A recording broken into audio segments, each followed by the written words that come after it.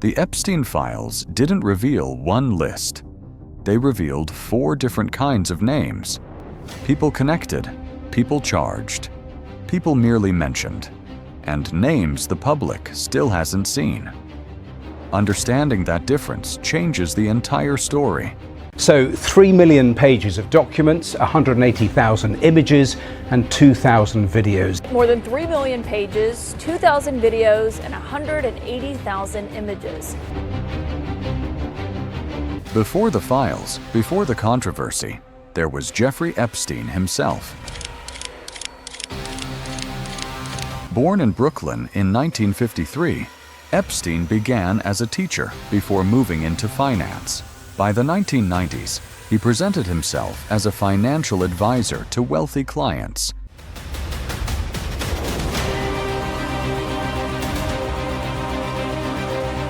Building connections across politics, business, academia, and entertainment. He owned multiple luxury properties and a private island in the Caribbean. But behind that image, investigators later uncovered a pattern of sexual abuse involving underage girls.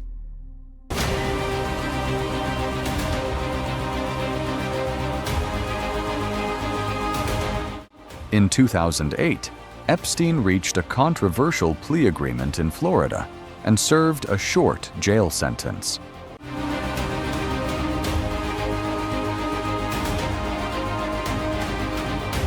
More than a decade later, federal sex trafficking charges were filed again in 2019. 1 month after his arrest, Epstein was found dead in his jail cell while awaiting trial. Did Jeffrey Epstein hang himself or did somebody kill him? Senator, I believe he hung himself in a cell in the Metropolitan Detention Center. Are you going to release all the information about that? Senator, we are working through that right now with the Department of Justice. Authorities ruled the death a suicide, but failures inside the jail, including broken cameras and lapses in monitoring, fueled public skepticism that continues today. After Epstein's death, lawsuits and court proceedings led to thousands of pages of records becoming public. Many expected a single answer, a definitive list. Instead, names appeared for very different reasons. Some were charged, some had contact, others were simply mentioned. But in public discussion, those distinctions often disappeared.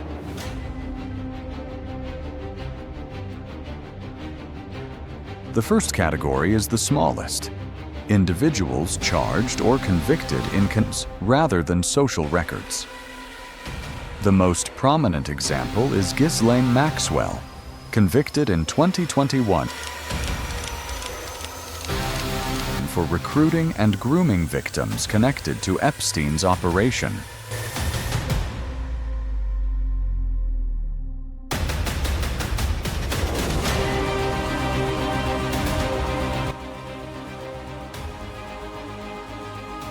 The second category includes individuals who had documented contact with Epstein through meetings, travel, business relationships, or social events.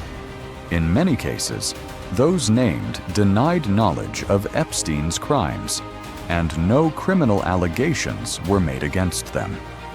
This category drew attention because it showed how deeply Epstein had embedded himself within elite social circles.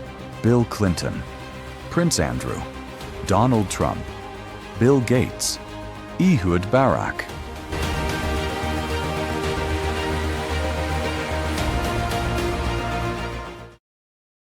The third category is the most misunderstood.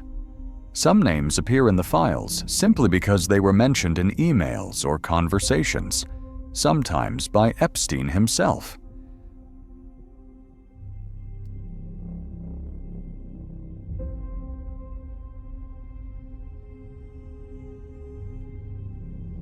A mention does not mean a meeting occurred, and it does not imply involvement in wrongdoing.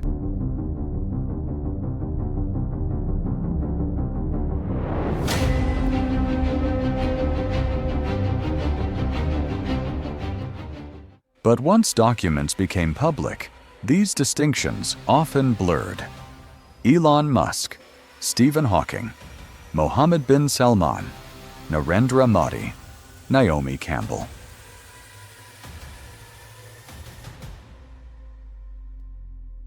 The final category may be the most controversial.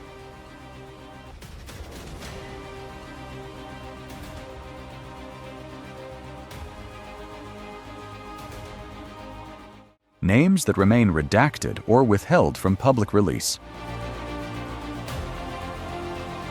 Officials argue redactions protect privacy or prevent false accusations.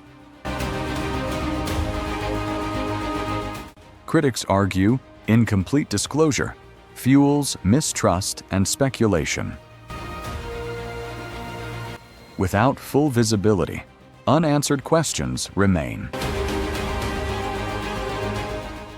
The Epstein case endures not only because of the crimes committed, but because of what it revealed. A world where wealth opened doors, where proximity to power blurred boundaries, and where the public continues to debate whether transparency and accountability were ever fully achieved. The files did not produce a single answer.